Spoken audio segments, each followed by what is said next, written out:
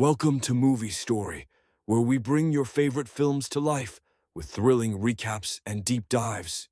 The events of the series begin with Sophie preparing for her first day of work as a manager at a publishing house. Upon her arrival, Sophie meets the CEO, Ronnie, and organizes a meeting with the staff to welcome them.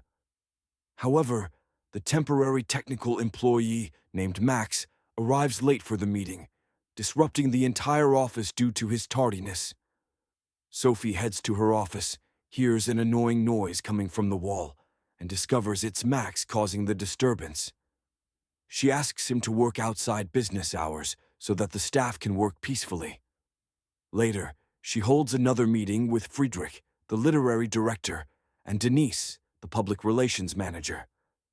Sophie returns home and talks to her husband, Johann, about her first day at the publishing house, explaining that the company needs effort and time to modernize, as they're still using manual systems instead of electronic ones. At bedtime, Sophie goes to the bathroom and watches an exciting movie to relieve her stress. The next day at work, Sophie is in her office as usual when she hears another noise caused by Max. She argues with him and again tells him to work outside the employees' working hours because the noise prevents them from concentrating. Sophie stays late at the publishing house after the staff has left and decides to watch erotic movies because she feels anxious. Max appears to have seen her watching these movies and takes photos of her without her noticing. The next day, Max waits for Sophie outside her office and tells her he knows what she does alone and has documented everything. Max mocks Sophie's actions. As she tries to find information about him, she discovers he is a poor young man and decides to use his poverty to her advantage by offering him money in exchange for deleting the photos from his phone. Max takes advantage of the situation and asks her to invite him to lunch with her.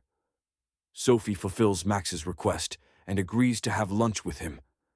During lunch, Max asks Sophie why she watches erotic movies, but Sophie's friend interrupts them. Max assures Sophie that he has deleted the photos from his phone, but she remains suspicious. She takes his phone with her and, back at work, feels euphoric at having bested Max. Denise and Friedrich argue about inappropriate conversations on their personal accounts, believing someone has hacked them. They turn to Max, the technical employee, to resolve the issue. However, Max needs his phone, which Sophie still has.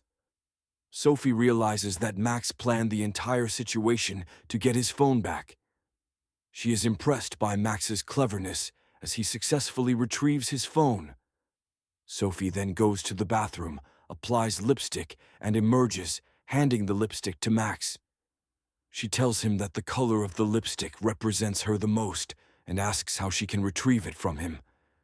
Max doesn't understand Sophie's actions, but keeps the lipstick. The next day, Max sends Sophie an envelope through the secretary, instructing her to yell at someone other than him. He explains that the game stipulates that whoever has the lipstick can make a demand of the other person, who must fulfill it without objection. Sophie starts looking for an employee to yell at, as Max instructed, but finds only the secretary, who leaves the office without permission. However, the secretary reminds Sophie that she had asked to leave early, unaware that this is part of a game between Max and Sophie. Sophie returns to her office and watches Max joyfully. The following morning, Sophie leaves the publishing house angrily, but collides with a cyclist. They argue, but Max steps in after hearing Sophie's voice. He organizes the scattered papers and returns the lipstick to her, indicating it's now her turn to make a demand of him. That night, Sophie and her husband, Johann, attend a party, but she feels uncomfortable, especially as Johann belittles her in front of his friends. Sophie turns to Max to relieve her stress, initiating her game with him. She messages him, asking him to deliberately create chaos and noise during the next day's meeting at the publishing house. The following day, the employees are surprised when the cleaning staff arrive before the meeting ends, because Max lied to them, saying Sophie had invited them for coffee as a token of appreciation. Thus, Max fulfills Sophie's request. Max meets Sophie in her office and takes her lipstick as a signal that it's now his turn to make a demand. That evening, Max messages Sophie, asking her to come to work early, dressed like a 90s pop singer. Sophie complies, surprising all the staff with her eccentric outfit, except for Max. Sophie thanks Max for succeeding in his task and returns the lipstick, but Max kisses her on the street out of joy for his success.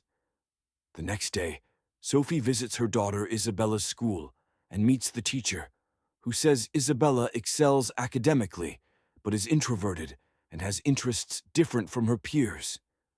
The teacher asks Sophie to address the issue with her daughter. In the days leading up to the book fair, Sophie notices that her room is across from Max's. It's now her turn to make a demand, as she still has the lipstick. She leaves a note on Max's door, asking him to do something that will draw everyone's attention at the book fair. Max turns off all the lights at the event and escapes, fulfilling Sophie's request. He later reappears at the fair, where Sophie congratulates him. She goes to her room and waits for Max, but she hears a noise coming from his room. Looking through the peephole, she sees him standing nervously outside her door. The next day at the press conference, Sophie and Max have lunch with the publishing house staff. Sophie notices Max talking to the secretary and becomes jealous. She whispers in his ear, asking him to make the lunch more exciting, but Max is unsure how to act. He notices the kitchen is empty and decides to lace the desserts with a drug. Max warns Sophie not to eat the candy before carrying out his plan. Everyone eats the desserts greedily. During the press conference, Friedrich and Denise argue, and the entire staff becomes unconscious from the drug, except for Sophie and Max. The next day, Sophie asks Max to go to the pool with her. They enjoy their time together, return to the hotel, and make love for the first time. After the book fair, the staff returns to the publishing house. However, Max doesn't see Sophie and learns she's been working from home for 3 weeks. Feeling distraught, he tries contacting her, but she doesn't respond. Max visits Sophie at her home and confronts her about ignoring him. Sophie admits their relationship was wrong, but feels weak in his presence and starts a new relationship with him. Suddenly, Johann arrives home and notices Max's presence. Sophie lies, saying Max came to fix the dishwasher. Max pretends to repair it, but gets angry and leaves, deciding not to speak to Sophie again. The next day, Sophie goes to the publishing house, apologizes to Max, and he forgives her. He invites her to his shared home, where they spend the day together. Max reveals that his mother doesn't like him because she sees him as a playboy. The following morning, Sophie returns to work. The secretary notices her growing closeness to Max and warns him that she could report Sophie for abusing her position to get close to younger men. Max ignores her comments and waits for an opportunity to talk to Sophie. She offers him the lipstick in exchange for visiting his mother and spending her birthday with her. Max agrees. Back home, Sophie prepares cookies for her daughter, Isabella, but Johann mocks her as usual. Sophie retreats to the bathroom and cries alone, while Max visits his mother and younger brother. His brother asks if he's engaged, and Max claims he's in a relationship with a beautiful woman, showing him Sophie's picture. Max's mother is shocked to see her son involved with an older, married woman with a child. Meanwhile, Johann surprises Sophie by announcing he wants to move to London and asks her to leave her job. Sophie becomes angry, as he didn't consult her opinion. At the publishing house, Sophie informs Ronnie that she plans to move to London with her husband and daughter. Max overhears this, becomes confused, and confronts Sophie in front of the staff.